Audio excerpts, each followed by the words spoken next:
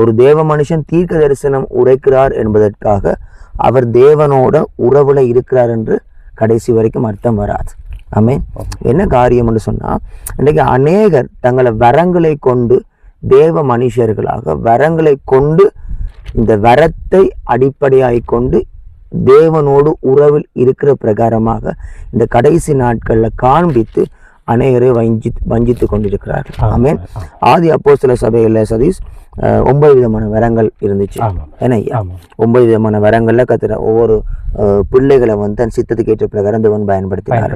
ஆமா, அதே போல இன்றைக்கும் சபைகள்ல இருக்கிற அவருடைய பிள்ளைகள் அப்படி நாமும் தரிக்கப்பட்ட பிள்ளைகளையே நம்ம ஒவ்வொருவர் மேலேயும் தேவன் வரங்களை தேவன் கொடுத்திருக்கிறார் அவருடைய நாம மகிமைக்காக. ஆமென். அப்ப தேவன் அவருடைய நாம மகிமைக்காக எங்களுக்கு வரங்களை கொடுத்திருக்கிறார். அது உண்மை. அந்த வரங்கள்ல ஒன்றுதான் என்ன, தீர்க்க தரிசனத்தை உரைக்கிற வரம். ஆமென். 1 கொரிந்தியர் புஸ்தகம் 12ஆம் அதிகாரத்துல வார்த்தைகள் மிக தெளிவாக சொல்லுது. நாங்க வாசிச்சு 1 கொரிந்தியர் 12 8வது வசனத்திலிருந்து நாங்க கொஞ்சம் வாசிச்சிருவோம். எப்படி எனில் ஒருவனுக்கு ஆவியினாலே ஞானத்தை போதிக்கும் வசனமும் வேறொருவனுக்கு அந்த ஆவியினாலே அதே ஆவியினாலே அறிவை உணர்த்தும் வசனமும் வேறொருவனுக்கு அந்த ஆவியினாலே விசுவாசமும் வேறொருவனுக்கு அந்த ஆவியினாலே அதே சேம் ஸ்பிரிட் பரிசுத்த ஆவியினாலே குணமாக்கும் வரங்களும் வேறொருவனுக்கு அற்புதங்களை செய்கின்ற சக்தியும் வேறொருவனுக்கு தீர்க்க தரிசனம் உரைத்தலும் வேறொருவனுக்கு ஆவிகளை பகுத்தறிதலும் வேறொருவனுக்கு பற்பல பாஷைகளை பேசுதலும் வேறொருவனுக்கு பாஷைகளை வியாக்கியானம் பண்ணுதலும் அளிக்கப்படுகிறது. 11வது வசனம். இவைகள் எல்லாம் அந்த ஒரே அந்த ஒரே பரிசுத்தமுள்ள தேவ ஆவியானவர் நடப்பித்து தமது சித்தத்தின்படியே அவனவனுக்கு என்னத்தை செஞ்சாரா? பகிர்ந்து கொடுத்தார். அப்ப ஆவியானவர் வரங்களை எதுக்கு கொடுத்திருக்கிறார்டா, அவர் தன்னுடைய சித்தத்தின்படி பகிர்ந்து கொடுத்திருக்கிறார். ஆமென். அப்ப தேவன் வரங்களை நம்ம ஒவ்வொருவருக்கு கொடுத்ததுக்கு ஒரு நோக்கம் ஒரு இன்டென்ஷன் இருக்கு. என்ன ஐயா? அப்ப அந்த வரங்கள் எதுக்கு கொடுத்திருக்கிறார்டா, அவருடைய சித்தத்தை நிறைவேற்றும்படியாக சித்தத்தின்படியே அவர் என்ன பண்ணிருக்கார், நமக்கு வரங்களை கொடுத்திருக்கிறார். இப்ப இந்த வரங்கள் இந்த நாட்கள் ஒவ்வொரு கர்த்தருடைய பிள்ளைகளுடைய வாழ்க்கையிலும் அது நிறைவேற்றப்பட்டு கொண்டிருக்கு. ஆமென். அப்ப இப்ப இந்த வரங்கள் செயல்படும் பொழுது, உதாரணத்துக்கு பிசாசுகளை கிடைக்கிற வரமா இருக்கலாம், வருத்தங்களை குணப்படுத்துற வரமா இருக்கலாம், என்ன வரமா இருந்தாலும் இந்த வரங்கள் நமக்குள்ள செயல்படும் பொழுது என்ன மகன், அந்த வரங்களை மட்டும் அடிப்படையாய் கொண்டு வரத்துக்கு பின்னாலேயே இதுதான் நம்ம ஊழியம் என்ன போயிடக்கூடாது. வரம் எதுக்கு கொடுத்திருக்காரு? பிதாவின் சித்தத்தை பண்றதுக்கு. ஒரு வசனத்தை நாங்க படிச்சிருவோம். மத்தேயு புஸ்தகம் 7ஆம் அதிகாரத்துல வார்த்தைகள் மிக தெளிவாய் சொல்லுது. பரலோகத்தில் இருக்க என் பிதாவின் சித்தத்தின்படி செய்கிறவனே பரலோக ராஜ்யத்தில் தேவனுடைய ராஜ்யத்துக்குள்ள பிரவேசிப்பானே அல்லாமல் என்னை நோக்கி கர்த்தாவே என்று சொல்லுகிறவன் அதில் பிரவேசிப்பது இல்லை. அப்ப ஆண்டவர் தெளிவா சொல்லுகிறாரு, யாரு ராஜ்யத்துக்குள்ள போவாங்களாம்? பிதாவின் சித்தத்தை. அப்ப சித்தத்தை பண்ணாம அவரை பார்த்து கர்த்தாவே கூப்பிட்டா எந்த பிரயோஜனம் இல்லை, அவங்க ராஜ்யத்துக்கு என்ன செய்ய மாட்டாங்க? சுதந்திரிப்பதில்லை என்று வேதம் சொல்லுது. அடுத்த வசனத்துல வரங்களை குறிச்சு சொல்றாரு, வாசிங்க. அந்த நாள்ல அநேகர் என்னை நோக்கி, கவனிங்க, அந்த நாட்கள்ல அநேக ஜனங்கள் எங்களை நோக்கி கர்த்தாவே அந்த நாட்கள்ல அநேக ஜனங்கள் ஆண்டவரை நோக்கி கர்த்தாவே உமது நாமத்தினாலே. இப்ப இந்த இடத்துல நம்ம கவனிக்கணும், சரி என்ன, ஒரு 5 பேரோ 10 பேரோ சில பேர் என்று வேதம் சொல்லாம அநேகர். அப்ப என்ன யோசிக்கிறீங்க? அநேகர் கூப்பிடுறாங்கடா, நிறைய பேர். there are so many preachers, there are so many man of God. பயங்கரமான ஒரு பெரும் திரளான கூட்டம் அந்த நாட்கள் ஆண்டவரை பார்த்து கூப்பிட போறாங்க. கூப்பிட என்ன சொல்ல போறாங்களாம்? வாசிங்க. கர்த்தாவே உமது நாமத்தினாலே தீர்க்க தரிசனம் உரைத்தோம். நாங்க தீர்க்க தரிசனம் உரைச்சோம் அல்லவா? உமது நாமத்தினாலே பிசாசுகளை துரத்தினோம் அல்லவா? உமது நாமத்தினாலே உம்முடைய நாமத்தினாலே அநேக அற்புதங்களை செய்தோம் அநேக அல்லவா அற்புதங்கள் அடையாளங்களை நாங்கள் செய்தோம் அல்லவா என்று சொல்வார்கள் என்று சொல்லுவார்கள். அப்ப கவனிங்க, வார்த்தை சொல்லுது உமது நாமத்தினால பிசாசுகளை கிளைச்சோம், உமது நாமத்தினால தீர்க்கதரிசனம் உரைச்சோம், உமது நாம we are doing many signs and wonders, பயங்கரமான அடையாளங்கள் அற்புதங்கள் நாங்க பண்ணினோம். இவங்க எல்லாம் எதை வச்சு தங்களை அடையாளப்படுத்துறாங்க? அவனுடைய அற்புதங்களை வரங்களை வச்சு, வரங்கள், gift of the Holy Spirit, பரிசுத்தாவின் வரங்களை வச்சு இவங்க கடைசி நாட்கள் ஆண்டவருக்கு முன்னால தங்களை அடையாளப்படுத்துறாங்க. ஆண்டவரே நான் யாரு தெரியுமா, நான் வந்து பிசாசுகளை கிளைச்சவன், பயங்கரமான ஊழியம் பண்ண செய்தோம், பயங்கரமான அற்புதங்கள், எத்தனை மீட்டிங் செஞ்சிருக்கோம் தெரியுமா, தீர்க்க தரிசனம் உரைச்சோம். இப்ப தீர்க்க தரிசனம் உரைக்கிறண்டா என்ன, நடக்க போற காரியத்தை குறித்து அவங்க என்ன வரத்தை உபயோகப்படுத்தி ஒருத்தவங்களையும் முன்னறிவிக்கிறாங்க, பேசுறாங்க. அது தேசத்தை குறித்த தீர்க்கதரிசனமாகவும் இருக்கலாம் சரி, அல்லது வந்து ஒரு பர்சனலா கிஃப்ட் ஆஃப் த ப்ரொஃபஸி, ஒரு தனிப்பட்ட ஒரு மனுஷனை குறித்து பேசுகிற தீர்க்கதரிசனமா இருக்கலாம் சரி, எதுவா இருந்தாலும் தீர்க்கதரிசனம் உரைக்கிற வரம். இன்றைக்கு ஒரு பெரிய ஒரு ஸ்பிரிச்சுவல் ஸ்கேம் ஒன்று இந்த நாட்கள்ல சபைகளுக்குள்ள ஆவிக்குரிய மட்டத்துல நடைபெற்று கொண்டிருக்கு.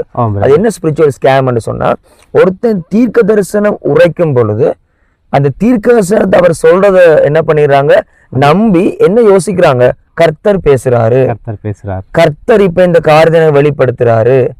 அப்ப வார்த்தை மிக தெளிவா சொல்லுது, தீர்க்க தரிசனம் உரைக்கிறது என்னவாம் ஐயா, அது வந்து ஒரு வரம், ஒரு கிஃப்ட். ஒரு பிசாசுகளை கலக்கிறது எப்படியோ, அந்நிய பாஷை பேசுறது எப்படியோ, அதே போல தீர்க்கதரிசனம் உரைக்கிறது ஒரு வரம். அப்ப தீர்க்க தரிசனம் ஒருவன் உரைக்கிறான் என்பதற்காக அவன் தேவனோட உறவுல இருக்கிறான் என்றோ அல்லது பிதாவின் சிறுத பண்றார் என்றோ சொல்ல முடியாது. இந்த காரியத்தை குறித்து யோசிக்கிறேன், 9 விதமான வரங்களை கொண்டும் பிதாவுடைய சித்தத்தை நம்மளால செய்யவும் முடியாது. 9 விதமான வரங்களை கொண்டு எங்களுக்கு ஒரு அதுதான் ஊழியம் அப்படின்னு நம்ம தீர்மானம் பண்ணவும் முடியாது. வரம் ஊழியம் இல்ல, ஊழியத்துக்கு வரம் தேவை. இதை நம்ம அண்டர்ஸ்டாண்ட் பண்ணிக்கலாம். இன்றைக்கு உங்களோட ஊழியம் என்னன்னு கேட்டா அவங்க சொல்லுவாங்க, என்ன கர்த்தர் நல்லா பிசாசு வேலைக்கு பயன்படுத்துறாரு, அவங்களோட மைண்ட்ல ஒரு விஷயம் ஃபிக்ஸ்ட் ஆயிரும், என்ன நான் ஜெபிச்சா பிசாசு ஓடும். ஒருத்தவங்களை ஜெபம் தலையில கை வச்சு ஜெபி கேட்கல, அவனோட ஃபியூச்சரை குறிச்சு எனக்கு ரிவீல் ஆகுது. அப்ப எனக்கு அந்த தீர்க்கதரிசனம் உரைக்கிற காரியம் கொடுக்கப்பட்டிருக்கு. அதை சொல்லும் பொழுது அல்ல அதை குறித்து பேசும்போது அது அவங்களோட வாழ்க்கையில் நடக்குது. அப்ப என்ன யோசிச்சிருவாங்க, கடவுள் என்னோட இணைஞ்சிருக்காரு, உறவுல இருக்காரு, நல்ல உறவுல இருக்கும். இப்ப ஆண்டவரோட இணைஞ்சபடியால அது கொடுக்கப்பட்டது. ஆமென் ஆமென் ஆமென். பரிசுத்த ஆவியின் வரங்கள். அப்ப அந்த வரத்துக்கு சொந்தக்காரன் யாரு, ஹோலி ஸ்பிரிட். அவரோட இணைஞ்சபடியால எனக்கு கொடுக்கப்பட்டிருக்கு. ஸ்டில் அந்த வரம் எனக்குள்ள செயல்படுறதால நான் வந்துட்டு கர்த்தரோட நான் இப்பயும் இணைஞ்சுதான் இருக்கிறான்னு கேட்டா இல்ல.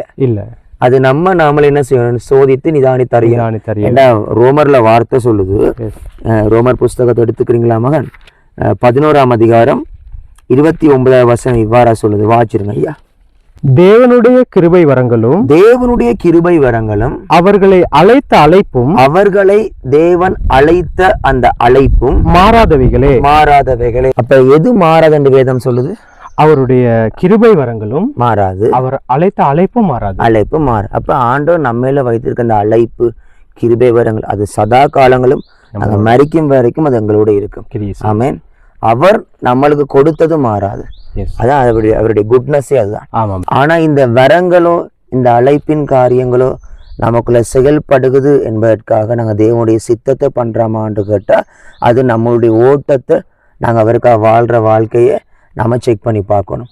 அடுத்தது வந்துட்டு இந்த பாதையில இருக்கிற ஒருவன் தேவனோட உறவுல இருக்கிறானா என்பதையும் நாம் என்ன செய்யணும், சோதிச்சு பார்க்க. அப்ப வரம் ஒருத்தனுக்குள்ள இருந்து செயல்படுகிறது என்பதற்காக முதலாவது அவன் தரிசனத்தை செய்யறானோ, எல்லாட்டிக்கு வந்து தேவனுடைய சித்தம் உண்ட வாழ்க்கையில நடக்குதுண்டோ, இல்லைன்னா முக்கியமான விஷயம் உறவு பியூட்டிஃபுல், அந்த உறவு அவருடைய வாழ்க்கை இருக்குதுன்றோ அர்த்தம் இல்லை. அப்ப இன்றைக்கு சபைகள்ல இருக்குது அவருடைய ஊழியம் பண்ணுகிற அவருடைய பிள்ளைகளாகி நாங்க எல்லாருமே இந்த காரியத்தை நம்ம கட்டாயம் கன்சிடர் பண்ணி ஆகணும். ஏனென்றா நம்ம வரங்களை கிரியை செய்ய வச்சுட்டு நம்ம ஆண்டவரோட அப்பாவோட நல்ல உறவுல இல்லாட்டி அது நம்ம அர்த்தம் இல்லை. மற்றவனுக்கு அது பிரயோஜனமா இருக்கும், எனக்கு பிரயோஜனம், என் ஆத்மாக்கு பிரயோஜனம் இருக்காது. ஆமாவா இல்லையா? கட்டாயம். அப்ப வரமண்டா என்ன, கிஃப்ட். வரமண்டா என்ன, கிஃப்ட். சதீஷ், அந்த கிஃப்ட் உங்களுக்கு வச்சிருக்க முடியுமா? இல்ல, வச்சிருக்க முடியாது. அந்த கிஃப்ட நீங்க என்ன செய்யணும், யாருக்காவது கொடுக்கணும். அப்ப அவர் நமக்கு கொடுத்த அந்த கிருபை வரங்கள், அந்த gift of the Holy Spirit, அதனால எங்களுக்கு பிரயோஜனமா அல்லது அதை பயன்படுத்துறதால மற்றவர்களுக்கு பிரயோஜனம்? அதை பயன்படுத்துறதால மற்றவங்களுக்கு பிரயோஜனம். இப்ப பிசாசு கிடைக்கிற வரம் எனக்குள்ள இருக்கு, எனக்கு ஏதாவது பிரயோஜனமா? ஒரு பிரயோஜனம் ஒரு பிரயோஜனமும் இல்ல. இந்த கிஃப்ட் எனக்கு இருக்கிறதால மற்றவர்களுக்கு அது பிரயோஜனம். அப்ப அந்த கிஃப்டை நம்ம கொடுக்குறோம், அந்த மினிஸ்ட்ரியை நாங்க ஆப்ரேட் பண்றோம், ஆமாவா இல்லையா? சரி, அப்ப எங்களுக்கு எதுதான் பிரயோஜனம்? கனிகள், கனிகள், fruit of the Holy Spirit. அப்ப பரிசுத்த ஆவியின் கனிதான் நமக்கு பிரயோஜனம். வரம் எனக்குள்ள செயல்படுறது மற்றவர்களுக்கு பிரயோஜனம். அதனாலதான் இந்த கடைசி நாட்கள்ல சிலர் போயிட்டு என்ன பண்றாங்க, கத்தாவே கத்தாய் உம் நாமத்தினாலே. அப்ப இவங்க தேவனுக்கு முன்னால தங்களை எப்படி அடையாளப்படுத்துறாங்க? அற்புதங்கள், வரங்களை வச்சு அடையாளப்படுத்துறாங்க. பிசாசுகளை இருக்கலாம், சரி, அடையாளங்கள், தீர்க்கதரிசனம் உரைக்கிறது, அந்நிய பாஷை பேசுறது, இதெல்லாம் என்ன வரங்கள். இதை வச்சு அவங்க என்ன பண்றாங்க, அடையாளப்படுத்துறாங்க. ஆண்டவர் சொல்ற, நான் உன்னை அறியல, எனக்கு தெரியாது. அதுக்கு மேல் வசனங்களை சொல்லுது, ஒரு மரம் அதோடைய கனிகளால் அறியப்படும். என்னத்தால் அறியப்படும்? கனிகளால். ஒரு மரம் என்னத்தால் அறியப்படுது? கனிகளால். அவர்களுடைய கனிகளால் அவர்களை அறிவீர்கள். அப்ப ஒருவன் தேவனோட உறவுல இருக்கிறான் என்பதற்கு அடையாளம் கனிகள். அப்ப ஒருவர் தேவனோட உறவுல இருந்தாருன்னு சொன்னா அதை நாங்க வெளிப்பிரகாரமா பார்த்து ஒரு அடையாளத்தை நம்ம கத்துக்கணுமா? அவருக்குள்ள இருந்து வெளிப்படுற அந்நிய பாஷை வரமோ, தீர்க்கதரிசன வரமோ, பிசாசுகளை கலைக்கிற வரமோ, அதுக்கு ப்ரூஃப் இல்ல. ப்ரூஃப் எதுன்னு சொன்னா கனிகள். அப்ப அவருக்குள்ள இந்த கனிகள் வெளிப்படுது என்று சொன்னாலே அவர் சும்மா வரங்களுக்கு பின்னுக்கு ஓடாம அந்த வரங்களை வைத்து தேவனுடைய சித்தத்தை, ஊழியத்தை நிறைவேற்றார் என்று அர்த்தம். ஆமென். இப்ப ஒரு காரியத்தை நம்ம அறிஞ்சுக்கொள்ளணும். இந்த வரங்களை நமக்கு எதுக்கு கொடுக்குறாரு? வரங்களை நம்மளுக்கு கொடுக்கறது ஒரு ஊழியத்துக்கு, கருவி, டூல்ஸ். இப்ப நாங்க ஐயா ஒரு பரப்பு காணிய நான் சொல்றேன், ஐயா இந்த ஒரு பரப்பு காணியை நீங்க போயிட்டு துப்பராக்குங்கன்னு சொல்றேன். வெறும் ஒரு பரப்பு, ஒரு 10% வச்சுக்கொள்வோம். இந்த 10% காணியை துப்பராக உங்களுக்கு என்னென்ன தேவை? எனக்கு மண்வெட்டி தேவை, வாரி தேவை, குப்பை வாரி தேவை, அதுக்கு சம்பந்தப்பட்ட எல்லா உபகரணங்களும் எங்களுக்கு தேவை. அது அடிக்க அறிவாள் ஒன்று தேவை, ஆமாவா இல்லையா? அப்ப நம்ம வேலைக்கும் வேலை செய்யற நிலப்பரப்புக்கும் தேவை, அது நிலப்பரப்புக்கும் தேவையான கருவிகள் கட்டாயம் தேவை. சின்ன ஒரு காணியை துப்பராக்குறதுக்கு உங்களுக்கு பெரிய இந்த மிஷின்ல யூஸ் பண்ற அந்த கட்டர் தேவையா? தேவைப்படாது. பெரிய புல்டோசர் தேவையா அடிச்சு நொறுக்கிறதுக்கு? இல்ல. ஒரு 2 பேர் நமக்கு போதும். அந்த காணி ஒரு நாளுக்கு என்ன பண்ணிடலாம், வெறும் மம்பட்டியையும் இந்த இதையும் அறிவாலயம் வச்சு சுத்தம் பண்ணிடலாம். குப்பை வாரியை வச்சு நம்ம எரிச்சு காணியை சுத்தப்படுத்திடலாம். அப்ப ஒரு நம்ம தரிசனம், நமக்கு தேவன் கொடுத்த வேலை, கொஞ்சம் அப்படி போங்க, ரைட், நமக்கு தேவன் கொடுத்த வேலை, நம்ம தரிசனம், நம்ம செய்ய வேண்டிய நம்மை கொடுத்த பிதாவின் சித்தம், அதற்கு ஏற்ற பிரகாரமான வரங்கள் கர்த்தர் என்ன பண்ணிருக்காரு, நமக்கு கொடுத்திருக்கிறாரு. இப்ப நான் ஒரு 20 ஏக்கர் காணி, 20 ஏக்கர் காணிய துப்பராக்குறதுக்கு நான் சொன்ன சதீஷ், இன்றைக்குள்ள நீங்க என்ன பண்ணிடுவோம் ஐயா, இந்த 20 ஏக்கர் காணிய துப்பராக்கணும். இதுக்கு உங்களுக்கு இந்த மம்பட்டியை மட்டும் நீங்க என்ன பண்ணுங்க, வச்சு துப்பராக்குங்கட்டா உங்களுக்கு ஏழுமா? முடியாது. ஏன் முடியாது? 20 ஏக்கர் பரப்பு பெருசு. அதுக்கு தகுந்த உபகரணங்கள் எங்களுக்கு தகுந்த டூல்ஸ் தேவையா இல்லையா? சோ ஒவ்வொரு வரங்கள்லயும் ஒரு ஹைக பாயிண்ட் இருக்கு. ஆமா, இது இந்த மம்பட்டியை வச்சும் வெட்டதான் போறோம், கட்டரை வச்சும் வெட்டதான் போறோம். ஆமா, அது எலக்ட்ரிக்கல்ல இல்லாட்டி பெட்ரோல்ல யூஸ் பண்ணி வெட்டுறோம். இதை வச்சு சும்மா. அப்ப நம்ம தரிசனம் எப்படிப்பட்டதோ, நம்மளை குறித்து தேவன் வைத்த நோக்கம் எப்படிப்பட்டதோ, அதற்கு ஏற்ற சித்தத்துக்கு ஏற்ற பிரகாரமான வரங்களை அவர் என்ன பண்றாரு, நம்மளுக்கு கொடுக்குறாரு. இப்ப ஒரு மீட்டிங் ஒன்று செய்யறோம், சத்தியத்தை பேசுறோம், பேசின சத்தியத்தை உறுதிப்படுத்துறதுக்கு அவர் என்ன பண்றாரு, வரங்களை உபயோகப்படுத்தி அதை நிரூபிக்கிறார், வார்த்தை சொல்லுது. அவருடைய சத்தியத்தை, வார்த்தைய அவர் ப்ரூவ் பண்றதுக்கு வரங்களை உபயோகப்படுத்தினாராமண்டு வார்த்தைகள் சொல்கிறது. அப்ப ஐயா, இந்த மாதிரியான ஊழியத்துல, இந்த மாதிரியான காரியத்துல நம்ம தரிசனத்தை, நம்மள வைத்த சித்தத்தை, நோக்கத்தை நிறைவேற்றி கொள்ள மட்டும்தான் எங்களுக்கு இந்த வரங்கள், இந்த டூல்ஸ் தேவை என்றதை நம்ம மறந்துடக்கூடாது. இப்ப நமக்கு இதை நாம மறந்துட்டு நான் ஜெபிச்சா பிசாசு போகுது, எனக்கு பாருங்க, ஒருத்த மேல கை வச்சு ஜெபிக்க அவன் ஃபியூச்சர் எனக்கு ரிவீல் ஆகுது. இந்த வரத்தை புடிச்சிட்டு ஒரு தேவ மனுஷன் ஓட ஆரம்பிச்சான்னு சொன்னா அவன் மேல தேவன் வைத்த அந்த தரிசனம், அந்த சித்தம், ஒன்று குருந்தில படிச்சோம் வார்த்தை என்ன தம் சித்தத்துக்கு ஏற்றபடி என்ன பண்ணியிருக்காரு பகிர்ந்து கொடுத்திருக்காரு. உங்களுக்கு பிசாசு கிடைக்கிற வரத்தை கொடுத்தக்கு ஒரு இன்டென்ஷன் இருக்கு, அவனுக்கு ஒரு நோக்கம், அவருக்கு ஒரு டிசையர் இருக்கு. எனக்கு ஒரு தீர்க்கசனம் உழைக்கிறேன்னா உதாரணத்துக்கு அதை நான் செய்யறதுக்கு அந்த ஊழியத்தை ஒரு ஹைகர் கோலிங்ல எடுத்துட்டு போறதுக்கு ஒரு நோக்கம் இருக்கு தேவனுக்கு. இந்த நோக்கத்தை பிடிச்சிட்டு ஓடினா இந்த வரம் ஃபுல் பேக்கா வேலை செய்யும். எந்தெந்த இடத்துல எப்படி வேலை செய்யணுமோ அது அவ்வளவு அழகா வேலை செய்யும். இப்ப ஒருத்தருக்கு பிசாசுகள் இருக்கிற வரம் கொடுத்திருக்காரு ஆண்டவர், அவர் என்ன பண்ணுவாரு, எவ்ரி டைம் வந்து ஒவ்வொருத்தரும் தலைமையில கயிறங்களை வைக்கும் பொழுது இவனுக்கு பிசாசு ஆடாதா, அவன் விழமாட்டானா, போவாதா, அப்படி இல்லை. நம்ம அந்த தரிசனத்தை நிறைவேற்றும் பொழுது யாருக்கு யாருக்கு என்னென்ன விடுதலை, என்னென்ன சுகம், என்னென்ன தேவையோ அது அவ்வளவு அழகா டீட்டெயிலா தெளிவா நம்முடைய ஊழியத்துல நிறைவேற்றப்படும். ஆமென் ஆமென் ஆமென். ஓம் பிரதர், நம்ம வந்து அந்த ஊழியத்துக்கு தான் அந்த வரங்கள் தேவையே தவிர அது நம்மளை உறுதிப்படுத்தாத பிதாவுடைய சித்தத்தை செய்யறதும் நம்ம ஆண்டவரோட உறவுல இருக்கிறதும் கட்டாயம். அப்ப நம்மளுக்கு வந்து அந்த ஊழியத்தை ஒரு ஹை குவாலிட்டியா கொண்டு போறதுக்கு நம்மளுக்கு அந்த வரங்கள் தேவை. அவ்வளவுதான். அப்ப நம்ம ஆண்டோடைய பிள்ளைகளாய நாங்க அநேகர் ஆண்டவர் எனக்கு பிசாசு இழைக்கிற வரத்தை கொடுங்க ஆண்டவரே ஜெபம் பண்றாங்களா இல்லையா, ஆண்டவர் தீர்க்கசம் உரைக்கிற வரத்தை கொடுங்க ஆண்டவரே ஜெபிக்கிறாங்க. எப்படி ஜெபிக்கணும்னு சொன்னா, ஆண்டவரே உங்க சித்தத்தை நான் பண்ணணும், ஆமென், உங்க சித்தத்தை நான் பண்ணணும், அதை நான் மாறிக்கிறதும் பண்ணிடக்கூடாது, உங்க சித்தத்தை நான் பண்றதுக்கு என்ன நீங்க நடத்துங்க. அப்படி ஜெபிச்சுட்டு போனோம்னு சொன்னா அந்த இடத்துல என்னென்ன வரங்கள் செயல்பட வேணுமோ, என்னென்ன ஊழியம் நடக்கணுமோ அதெல்லாம் அவர் அழகா என்ன செய்வார். என்ன எனக்கு நல்ல ஒரு சாட்சி, ஒரு மலையத்துல ஒரு மீட்டிங் ஒன்று அரேஞ்ச் பண்ணியிருந்தாங்க, அதுக்கு கூப்பிட்டு இருந்தாங்க. அந்த மீட்டிங்குக்கு வந்துட்டு அநேக ஜனங்கள் வாரத்துக்கு அவங்க ஆயத்தப்பட்டாங்க. அப்போ எனக்கு ரொம்ப சந்தோஷம், ஆண்டவரே நாளைக்கு ஒரு பெரிய மீட்டிங் நடக்க போது, அதில் நான் ப்ரீச் பண்ண போகிறேன். இப்போ நான் மனசில் எப்படி ஜெபிக்கிறேன், ஒரு ஏர்லி மார்னிங் ஒரு 12:30 1 o'clock இருக்கும், ஆண்டவருடைய சமூகத்தில் ஜெபிச்சுட்டு இருக்கேன். ஆண்டவரே நாளைக்கு நான் கையை வைக்கும் பொழுது பிசாசுகளை ஆடணும், ஆண்டவரே நாளைக்கு நான் கையை வைக்கல அவங்கள குறித்து நீங்கள் எனக்கு ரிவீல் பண்ணணும். இப்போ எனக்கு அந்த கிஃப்டை குறித்த நாலேஜ் கூட இல்லை, நான் கை வச்சா நீங்கள் என்னோட பேசணும், நான் அவனுக்கு சொல்லணும். இந்த மாதிரி தான் நான் அங்கே ஜெபம் பண்ணேன், வெக்கம் இல்லாமல் சொல்கிறேன், எனக்கு பிரச்சனை இல்லை. ஆண்டவரே நான் வந்து ஜெபம் பண்ணும் பொழுது அங்க வந்துட்டு அனைவரும் பரிசுத்த ஆவியை பெற்றுக்கொள்ளணும், இந்த மாதிரி நான் ஜெபிக்கிறேன். ஜெபித்து கொண்டு ஒரு 1:30 2 o'clock இருக்கும் ஏர்லி மார்னிங். அப்ப கர்த்தர் மிக தெளிவா பேசினாரு, நீ நாளைக்கு என்ன செய்ய நோக்கமா இருக்கிறாய், உங்களோட நோக்கம்தான் என்ன ஐயா. அப்ப அவர் என்னிடத்துல கேட்கிறாரு, உன் நோக்கம் என்ன, நீ என்ன செய்ய விரும்புறாய் என்று உங்ககிட்ட கேட்கிறாரு என்கிட்ட. அப்பதான் எனக்கு விளங்குது, ஐயையோ தப்பா ஜெபிச்சிட்டோமே, நாளைக்கு எப்படி என்ன நடக்கணும், அவருடைய நோக்கம், அவருடைய விருப்பம். நாளைக்கு நான் உன்னை காண்பிக்க யோசிக்கிறியா, அப்பதான் நான் உடைஞ்சு அப்படியே சாஷ்டங்கமா விழுந்து, அப்பா நான் என்ன கேட்டேன்னு கூட எனக்கு நோ ஐடியா, எனக்கு விளங்கல, உண்மையாக என்ன இன்டென்ஷன் நான் கேட்டேன்னு கூட எனக்கு தெரியல. ஆண்டவரே நாளைக்கு உங்க சித்தம் நடக்கணும், உங்க சித்தம் செய்யணும், அப்படி நான் ஜெபிச்சேன். அப்படி ஜெபிக்க ஆரம்பிச்ச கொஞ்ச நேரத்திலேயே உங்க சித்தம் நடக்கணும், அதுக்கு என் மாம்சமோ என்ற சுயமோ அல்லது என்னுடைய யோசனைகள் அதுக்கு தடையா அமைஞ்சிடக்கூடாது. ஃபுல்லா நீங்க என்ன பயன்படுத்துங்க, அப்படியே சரண்டர் ஆண்டு சாஷ்டாங்கமா விழுந்து ஜெபிக்க ஆரம்பிச்சாங்க. ஜெபிச்சு ஒரு 10 நிமிஷம் 15 நிமிஷம் ஆஃப்டர் 2 o'clock திடீர்னு ஒரு மகிமையான ஒரு தேவ பிரசனமே நிரப்ப ஆரம்பிச்சேன். அது வரைக்கும் உணராத ஒரு மகிமை நான் அப்ப உணர்ந்தேன். அடுத்த ஏர்லி மார்னிங் 8 o'clock ஜெபம் ஆரம்பிச்சிச்சு. அவ்வளவு அழகான ஆராதனை, அழகான ஊழியங்கள் துவங்கிச்சு.